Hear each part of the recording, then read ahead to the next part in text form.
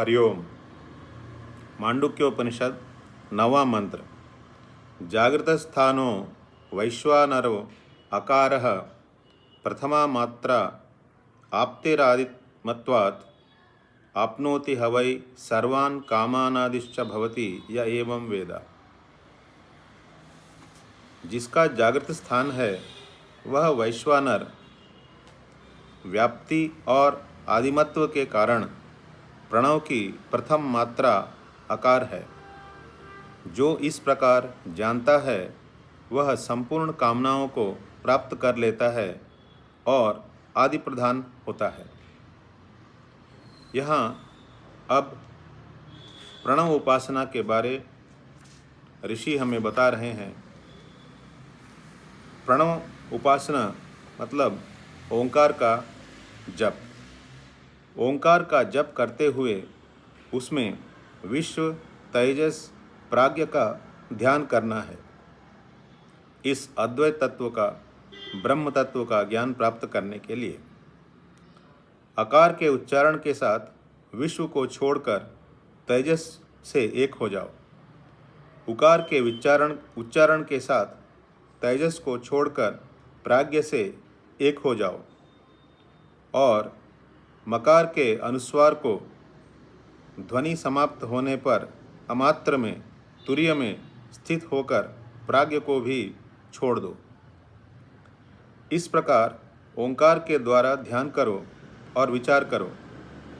यह त्वम पद के चिंतन अनुसंधान की रीति है। यदि यह रीति भी सुगम न पड़े तो ओंकार के द्वारा ईश्वर का विचार करो। अकार विश्वात्मा विराट, उकार तेजस हिरण्यगर्भ, मकार प्राज्ञ ईश्वर और तुरीय अमात्र शुद्ध ब्रह्म। इस प्रकार तत्पदार्थ का चिंतन करो। तत्पद के चिंतन के पश्चात त्वम पद का चिंतन करो और तब तत्वमसि महावाक्य के द्वारा दोनों की एकता समझ लो। अर्थात आ उ मा इन तीन अक्षरों पर जागृत अवस्था, स्वप्नावस्था और सुषुप्ति अवस्था का अभिमानी वैश्वानर, तेजस, प्राज्ञ इस प्रकार अध्यारोप करते हुए तुरीय अमात्र निशब्द स्थिति में आत्मा का अनुभव या अनुसंधान करो। या फिर इन्हीं आ उ मा पर, आ पर ईश्वर का, आ पर विराट का, ऊ पर हिरण्यगर्भ का, माँ पर ईश्वर का अध्यारोप करके ध्यान करते हुए अमात्र में ब्रह्म का अनुसंधान करो। तो तीन आ उ मा इधर से मतलब व्यष्टि से या आ उ मा समष्टि से अध्यारोप करने के बाद जो अमात्र स्थिति, निशब्द स्थिति है, इधर आत्मा के रूप में और उधर ब्रह्म के रूप में अनुसंधान करने पर और अनेकत्व का अपवाद कर देने पर, अर्थात अ उ म इन तीनों को पार कर जाने पर अयम आत्मा ब्रह्मा, यह आत्मा ही ब्रह्म है, यह साफ साफ दिखने लगेगा।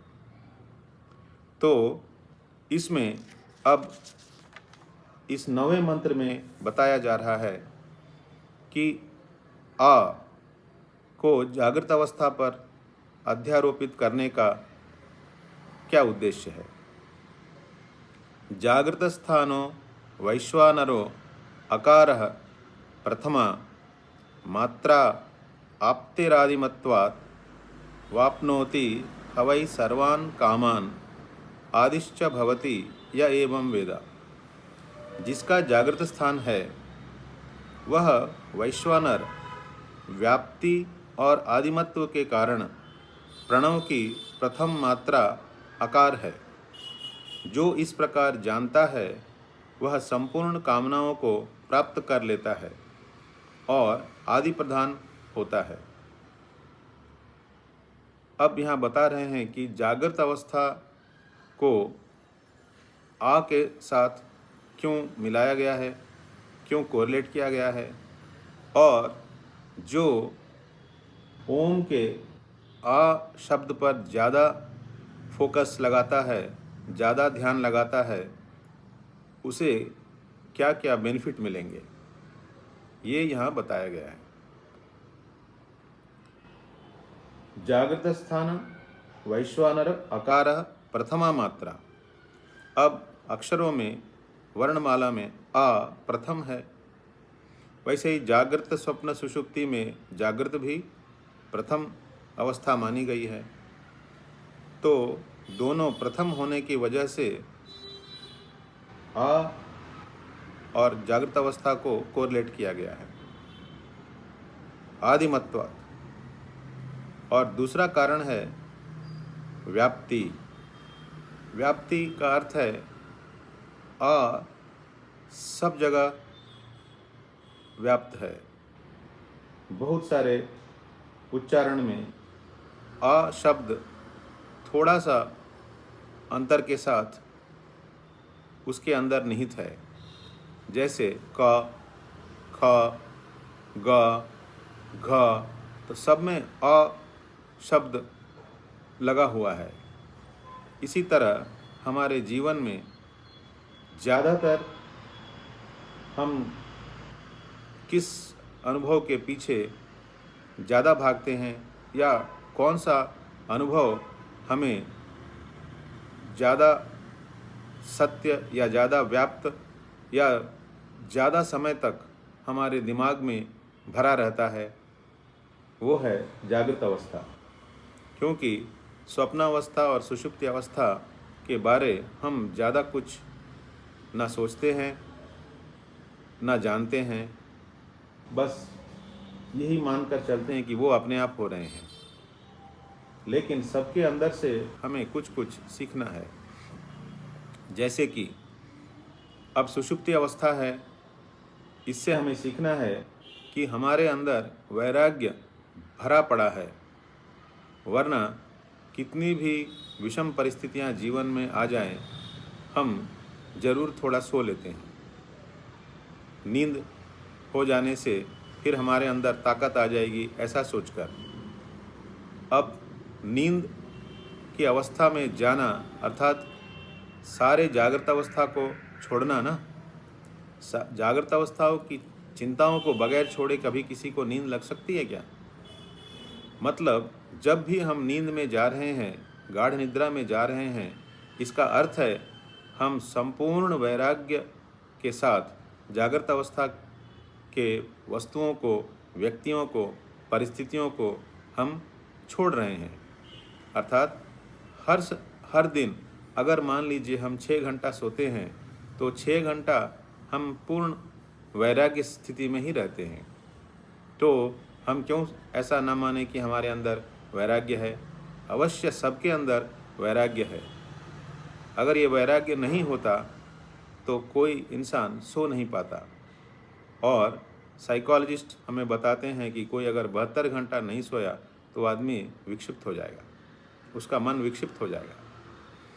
तो हर 24 घंटे में 6 घंटा हम सो लेते हैं, इसका अर्थ यह है कि हमारे अंदर वैराग्य भरा पड़ा है, पर्याप्त मात्रा में वैराग्य हमारे अंदर है।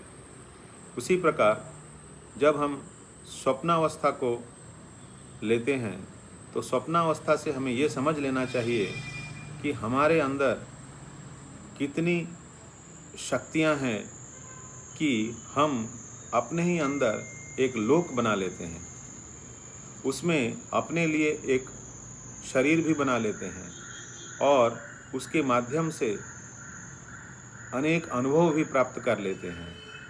मतलब खुद ही लोक बना लेना, खुद ही उसमें प्रवेश कर जाना, खुद ही अनेक अनुभवों को भोग लेना, इतना क्रिएटिविटी, इतनी शक्ति हमारे अंदर भरी हुई है, ये बात हमें स्वप्न से जान लेना चाहिए। जब हम इस तरह से ये दोनों को जान लें, अब जागृत अवस्था में अगर हम ध्यान के समय आ उ मा आ जागृत अवस्था से कोरिलेट किया हुआ है, अगर हम जागृत अवस्था में बहुत ध्यान से जिएं, अर्थात सोच विचार कर जिएं, अर्थात क्या सही है, क्या गलत है, क्या करना चाहिए, क्या नहीं करना चाहिए, कदम कदम पर विशेषज्ञों की या शास्त्र की बात को मानकर ढंग से हम अपने जीवन को व्यतीत करें तो अवश्य ही हमें पर्याप्त मात्रा में सफलता मिल जाएगी। और जागृत अवस्था में जब हमें सफलता मिलती है तो बहुत हद तक हमारी समस्याएं कम होती हैं और हम बहुत लोगों में अग्रगण्य भी होते हैं। यही बात यहाँ ऋषि बता रहे हैं। जागृत स्थानो वैश्वानरो अकार प्रथमा मात्रा आप्तेरादिमत्वात्। अकार प्रथम है इसलिए भी और सब में व्याप्त है इसलिए भी जागृत अवस्था के साथ आ अक्षर कोरिलेट करने लायक है। जो जागृत अवस्था पर ही ज़्यादा फोकस करता है वह क्या करता है, उसको क्या बेनिफिट मिलता है, बता रहे हैं। आपनोति हवै सर्वान कामान। वह अपनी सारी कामनाओं को यहीं पूर्ण कर लेता है। क्यों? क्योंकि वो अपनी आध्यात्मिक शक्ति, अपनी बौद्धिक शक्ति सबको अपने जीवन में सही सही ढंग से, क्रियात्मक ढंग से लगाए हुए है, इसलिए वो अपनी इच्छाओं को पूर्ण करने में समर्थ हो जाता है। इसलिए बताया गया कि वो अपनी सारी इच्छाओं को यहीं प्राप्त कर लेता है। और आदिमश्च भवति, अर्थात सब में वह आदरणीय हो जाता है, अर्थात सब में वह अग्रगण्य हो जाता है। तो जो जागृत अवस्था पे ज़्यादा फोकस करते हैं और जागृत अवस्था में अपने शक्तियों का सही सही उपयोग करते हैं, वे अपने जीवन को सुंदर बना सकते हैं और सबको लीड कर सकते हैं और अग्रगण्य रह सकते हैं।